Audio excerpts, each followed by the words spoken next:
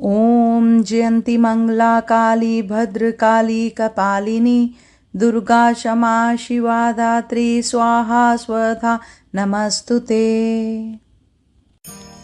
आप सभी को शारदीय नवरात्रि की बहुत बहुत हार्दिक शुभकामनाएं। माता रानी आप सभी की मनोकामनाएं पूर्ण करें और आप सभी के व्रत स्वीकार करें। आज की इस वीडियो में आप जानेंगे कलश स्थापना के बारे में। नवरात्रि के दिनों में माता जगदम्बे की विशेष पूजा अर्चना की जाती है। मान्यता है कि नवरात्रि में माँ दुर्गा की पूजा अर्चना करने से वो अपने भक्तों पर जल्दी प्रसन्न हो जाती हैं और उनकी सारी मनोकामनाएं भी पूर्ण कर देती हैं। नवरात्रि में माँ दुर्गा की पूजा के अलावा कलश स्थापना या घट स्थापना करना भी बहुत शुभ माना जाता है, क्योंकि धार्मिक मान्यताओं के साथ कलश में सभी देवी देवताओं का वास होता है और कलश स्थापना करने से पूजा का शुभ फल की प्राप्ति होती है। घर में सकारात्मक ऊर्जा का वास होता है और धर्मशास्त्र में कलश को सुख समृद्धि और मंगल कामनाओं का प्रतीक भी माना गया है। तो नवरात्रि के अलावा आप बहुत सारे ऐसे अवसर आते हैं, बहुत सारे ऐसे व्रत आते हैं जब आप अपने घर में कलश की स्थापना जरूर करते होंगे। तो चलिए जानते हैं, आज मैं आपको बताती हूँ कि कलश की स्थापना कैसे करनी चाहिए। कलश स्थापना करने के लिए आवश्यक पूजन सामग्री क्या है, कौन कौन से मंत्रों का जाप करना चाहिए या फिर अगले कलश की स्थापना आपको कैसे करनी है, पूरे 9 दिनों तक कलश की पूजा कैसे करनी है, कलश को चौकी या माता की कौन सी तरफ रखा जाता है, किस तरह स्थापित किया जाता है। इन सभी बातों के बारे में बताने से पहले मैं आपको बता दूं कि पूरे 9 दिनों तक हमारी इसी चैनल पर दुर्गा के सप्तशती के सभी पाठ कौन कौन से दिन कौन सा पाठ किया जाएगा, माँ भगवती के सभी 9 रूपों के अलग अलग पूजन विधि, पूजन मंत्र, कथाओं की जानकारी आपको हमारे इसी चैनल पे हर दिन मिलती रहेगी। जिसके लिए अगर आपने हमारा चैनल अभी तक सब्सक्राइब नहीं किया है तो चैनल को अभी सब्सक्राइब जरूर कर लें, ताकि हम अपने चैनल पर जब भी ये वीडियो अपलोड करें आपको समय से मिल सके। विशेष स्थापना करने से पहले नवरात्रि कब से शुरू और कब से समाप्त होगी, कलश स्थापना का शुभ मुहूर्त कब से कब तक रहेगा, इसके अलावा अष्टमी और नवमी तिथि कब आएगी और दुर्गा विसर्जन कब किया जाएगा। तो चलिए जानते हैं दोस्तों इस बारे में।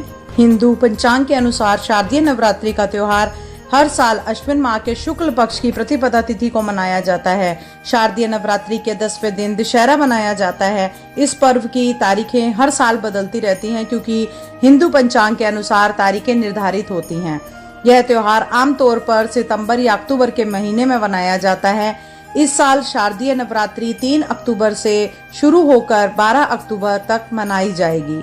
नवरात्रि का पहला दिन माँ शैलपुत्री को समर्पित होता है और इसी दिन पहले दिन माता शैलपुत्री के रूप की ही पूजा की जाती है और यह हिमालय राज की पुत्री है। माता नंदी की सवारी करती हैं। इनके दाहिने हाथ में त्रिशूल और बाएं हाथ में कमल का फूल है। नवरात्रि का दूसरा दिन माँ ब्रह्मचारिणी के लिए है। नवरात्रि का दूसरा दिन माता ब्रह्मचारिणी को समर्पित होता है। माता ब्रह्मचारिणी माँ दुर्गा का दूसरा रूप है। ऐसा कहा जाता है कि जब माता पार्वती अविवाहित थी तब उनको ब्रह्मचारिणी के रूप में जाना जाता था। यदि माँ के इस रूप का वर्णन करें तो वे श्वेत वस्त्र धारण किए हुए हैं और उनके एक हाथ में कमंडल और दूसरे हाथ में जप माला है। नवरात्रि के तीसरे दिन माता चंद्रघंटा की पूजा की जाती है। पौराणिक कथाओं के अनुसार ऐसा माना जाता है कि माता पार्वती और भगवान शिव के विवाह के दौरान उनका यह नाम पड़ा था। शिव के माथे पर आधा चंद्रमा इसी बात का साक्षी है। माता के चौथे दिन की पूजा के लिए कुष्मांडा की आराधना की जाती है। शास्त्रों में माँ के रूप का वर्णन करते हुए बताया गया है कि माता कुष्मांडा शेर की सवारी करती हैं और उनकी 8 भुजाएं हैं। पृथ्वी पर होने वाली हरियाली माँ के इसी रूप के कारण होती हैं। नवरात्रि के 5वें दिन माँ स्कंद माता की पूजा होती है। पौराणिक शास्त्रों के अनुसार भगवान कार्तिकेय जी का एक नाम स्कंद भी है। स्कंद की माता होने के कारण माँ का यह नाम पड़ा है। उनकी 4 भुजाएं हैं। माता अपने पुत्र को लेकर शेर की सवारी करती हैं। माँ कात्यायनी दुर्गा जी का उग्र रूप है और नवरात्रि के 6ठे दिन माँ के इस रूप की पूजा की जाती है। माँ कात्यायनी साहस का प्रतीक है। वे शेर पर सवार होती हैं और उनकी 4 भुजाएं हैं। नवरात्र के 7वें दिन माँ के उग्र रूप माँ कालरात्रि की आराधना होती है। पौराणिक कथाओं के अनुसार ऐसा कहा जाता है कि जब माँ पार्वती ने शुंभ और निशुंभ नामक 2 राक्षसों का वध किया था तब उनका रंग काला हो गया था। हालांकि इस दिन सफेद रंग का महत्व होता है।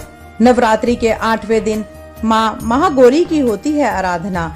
माँ गौरी की पूजा नवरात्रि के 8वें दिन की जाती है। माता का यह रूप शांति और ज्ञान की देवी का प्रतीक है। इस दिन गुलाबी रंग का महत्व होता है। नवरात्रि का अंतिम दिन यह नवरात्रि का आखिरी दिन होता है। नवरात्रि के आखिरी दिन माँ सिद्धिदात्री की आराधना होती है। ऐसा कहा जाता है कि जो कोई माँ के इस रूप की आराधना सच्चे मन से करता है उसे हर प्रकार की सिद्धि प्राप्त होती है। चलिए दोस्तों, बात कर लेते हैं घट स्थापना के शुभ मुहूर्त की। अश्विन मास के शुक्ल पक्ष की प्रतिपदा तिथि 3 अक्टूबर 2024 को रात्रि 12:18 पर शुरू हो रही है। वहीं इस तिथि का समापन 4 अक्टूबर की मध्य रात्रि 2:58 पर होगा। ऐसे में उदय तिथि के अनुसार शारदीय नवरात्रि की शुरुआत गुरुवार 3 अक्टूबर को होगी और घट स्थापना भी इसी दिन की जाएगी। इस दौरान घट स्थापना का शुभ मुहूर्त कुछ इस प्रकार रहने वाला है। घट स्थापना मुहूर्त सुबह 6:15 से 7:22 तक और घट स्थापना अभिजीत मुहूर्त जो रहने वाला है उसका समय है सुबह 11:46 से दोपहर 12:33 तक। चलिए दोस्तों, बात कर लेते हैं नवरात्रि में कलश की स्थापना के लिए प्रयोग में लाने के लिए आपको कौन कौन सी आवश्यक सामग्री की आवश्यकता पड़ेगी। जौ बोने के लिए मिट्टी का पात्र, साफ मिट्टी का एक छोटा घड़ा, कलश को ढकने के लिए मिट्टी का एक पात्र, गंगा जल, सुपारी, 1 या 2 रुपए का सिक्का, आम की पत्तियां, अक्षत, कच्चे चावल, मोली, कलावा, रक्षा सूत्र, ज्वारे। इसके अलावा आप इत्र पानी में डालने के लिए फूल, फल माला, नारियल, लाल कपड़ा, लाल चुन्नी और दूबा घास। दोस्तों, कलश स्थापना के लिए आपको नवरात्रि में कलश स्थापना देवी देवताओं के आह्वान से पूर्व की जाती है। कलश स्थापना करने से पूर्व आपको कलश को तैयार करना होगा, जिसकी संपूर्ण विधि मैं आपको इस वीडियो में बतलाती हूँ। सबसे पहले मिट्टी के बड़े पात्र में थोड़ी सी मिट्टी डालें और उसमें ज्वारे के बीज डाल दें। अब इस पात्र में दोबारा थोड़ी मिट्टी और डालें और फिर बीज डालें। इसके बाद सारी मिट्टी पात्र में डाल दें और फिर बीज डालकर थोड़ा सा जल डालें। ध्यान रहे इन बीजों को पात्र में इस तरह से लगाएं कि उगने पर यह ऊपर की तरफ उगे, यानी बीजों की खड़ी अवस्था में ही लगाएं। ऊपर वाली लेयर में बीज अवश्य डालें। अब कलश और उस पात्र की गर्दन पर मोली बांध दें, साथ ही तिलक भी लगाएं। इसके बाद कलश में गंगा जल भर दें। इस जल में सुपारी, इत्र, दूर्वा घास, अक्षत और सिक्का भी डाल दें। अब इस कलश के किनारों पर 5 अशोक के पत्ते रखें और कलश को ढक्कन से ढक दें। अब एक नारियल लें और उसे लाल कपड़े और लाल चुन्नी से लपेट लें। चुन्नी के साथ इसमें कुछ पैसे भी अवश्य रखें। इसके पश्चात आप नारियल और चुन्नी को रक्षा सूत्र से बांध दें। तीनों चीजों को तैयार करने के बाद सबसे पहले जमीन को अच्छे से साफ करके उस पर मिट्टी का जौ वाला पात्र रखें, उसके ऊपर मिट्टी का कलश रखें और फिर कलश के ढक्कन पर नारियल रख दें। आपकी कलश स्थापना संपूर्ण हो चुकी है। इसके बाद सभी देवी देवताओं का आह्वान करके विधिवत नवरात्रि पूजन करें। इस कलश को आपको 9 दिनों तक मंदिर में ही रखे लेना देना होगा। बस ध्यान रहे सुबह शाम आपको इसकी आवश्यकता के अनुसार इसमें पानी डालते रहना होगा। कुछ बातें हैं जिनको आपको सावधानी से करना चाहिए। देखिए, नवरात्रि के पहले दिन ही जिस समय आप घट स्थापना करते हैं उसी समय जो है आपको वो नवग्रह मंत्र का जाप कर लेना चाहिए और सारी सामग्री उसमें अर्पित कर दी होती है, कलश की स्थापना करती होती है, तब जरूर करना चाहिए। क्योंकि कलश के अंदर जो जल होता है उसमें सभी देवी देवताओं के साथ ही नवग्रह का भी वास होता है। तो सबसे पहले तो आप चौकी जो है वो रख ले, माता रानी की मूर्ति, तस्वीर की स्थापना कर ले। चौकी की स्थापना कैसे की जाती है, किस प्रकार से दीपक जलाया है, इसकी अलग से वीडियो मैं आपको जो है इसी चैनल पे कर दूंगी। कलश स्थापना करने के लिए आपके पास 2 ऑप्शन है, या तो आप जमीन पर अष्टदल कमल बनाकर या फिर चावल रखकर या उसके ऊपर कलश की स्थापना करें। नहीं तो माता की चौकी के पास ही आप जो है वो माता के दाईं तरफ, ध्यान रहे कलश किस तरह स्थापित किया जाता है, माता के दाईं तरफ जो है वो कलश की स्थापना की जाती है। और इसी के साथ जो है वो नवरात्रि का कलश जो है वो स्थापित होने के बाद आप चाहे तो छोटी सी चौकी पर भी कलश की स्थापना कर सकते हैं। अगर आप कलश की स्थापना कर रहे हैं तो सबसे पहले आपने जिस जगह चौकी की स्थापना करनी है उसी जगह को कोले गोरू या गोबर से आप उसको जो है वो लेप लें। कहा जाता है कि ये शुभ शक्तियों का वास होता है। फिर माता रानी से आप को जो है वहाँ पर स्थापित करनी है। इसी के साथ साथ कलश स्थापना के पश्चात आप माता रानी से हाथ जोड़कर प्रार्थना करें कि हे माता रानी, मैंने आपकी अपने घर में स्थापना करी है, नवरात्रि की पूजा कर रही हूँ। 9 दिन मुझे अपना आशीर्वाद बनाए रखना, किसी भी तरह का कोई विघ्न ना आए पूजा में, और अपना आशीर्वाद बनाए रखना। मेरी हर गलती को जो है अपना माफ़ करना, क्योंकि पूजा में कोई ना कोई गलती हर भक्त से हो ही जाती है, तो आप उनसे क्षमा याचना जरूर मांगिएगा। इसी के साथ साथ अगर मैं व्रत की बात करूं तो कई लोग जो हैं वो प्रतिपदा पे व्रत रखते हैं, कहीं लास्ट के अष्टमी या नवमी का एक जोड़े पे व्रत रख लेते हैं। तो ये आपके ऊपर है। और कई लोग पूरे 9 दिन का जो है वो व्रती रहकर माँ जगदम्बा की पूजा आराधना करते हैं। इसी के साथ साथ अगर मैं दीपक की बात करूं, कई लोग अपने घरों में 9 के 9 दिन अखंड ज्योति रखते हैं। कई लोग जो है वो प्रथम दिन रखते हैं, कई लोग अष्टमी नवमी पे रखते हैं।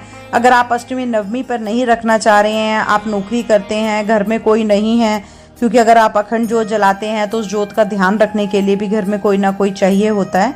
तो अगर आप ऐसा नहीं भी कर पा रहे हैं तो आप दशमी के दिन भी जो है वो अखंड ज्योत जला सकते हैं, जो कि आपकी विजय का हमेशा प्रतीक बना रहेगा। इसी के साथ साथ अगर आप अखंड ज्योति नहीं भी जला पा रहे हैं तो आप सच्चे मन से सुबह शाम की ज्योत भी जो है वो माता रानी के आगे देसी घी के जलाइए। सच्चे मन से जो है वो माता रानी की पूजा कीजिए। माता रानी अपने भक्तों की पूजा आराधना से बहुत जल्दी प्रसन्न होती हैं। इन दिनों में माता की आराधना करने से माता रानी अपने भक्त की सारी मनोकामनाएं पूर्ण करती हैं। इसी के साथ साथ कई छोटी छोटी बातें ऐसी हैं जो हर हिंदू या सनातन धर्म के लोगों को पता ही होगी, फिर भी मैं आपको बताना चाहती हूँ कि अगर आप माता की आराधना कर रहे हैं, नवरात्रि के दिनों में आप बिल्कुल सात्विक भोजन करिए। लहसुन, प्याज, मांस, मदिरा का सेवन बिल्कुल ना करिए। मसूरी की दाल का आप सेवन मत करिए। इसी के साथ साथ 9 दिनों तक सात्विक भोजन बनाना चाहिए और साफ सफाई का, जो कि बहुत ज़रूरी है, उसका ध्यान रखना आपको चाहिए। पवित्रता का आप ध्यान रखें। किसी व्यक्ति के घर में प्रवेश ना करें जिसमें जो है वो मांस मदिरा अगर आप खाता है। कोई घर ऐसा है जिसके घर में नवरात्रि के उपवास नहीं रखे जाते, उनके घर में लहसुन प्याज खाया जाता है, उनके घर का अन्न जल आप थोड़ा सा अवॉइड करें अगर आप माता की आराधना कर रहे हैं इन दिनों में। दोस्तों, मैं आशा करती हूँ कि मेरे द्वारा बताई गई यह जानकारी आपके लिए उपयोगी होगी। अगर आपको मेरे द्वारा बताई यह जानकारी अच्छी लगी हो तो कृपया करके मेरी वीडियो को आप लाइक करें, शेयर करें, और अगर आप मेरे चैनल पे नए हैं तो कृपया करके आप चैनल को सब्सक्राइब अवश्य करें।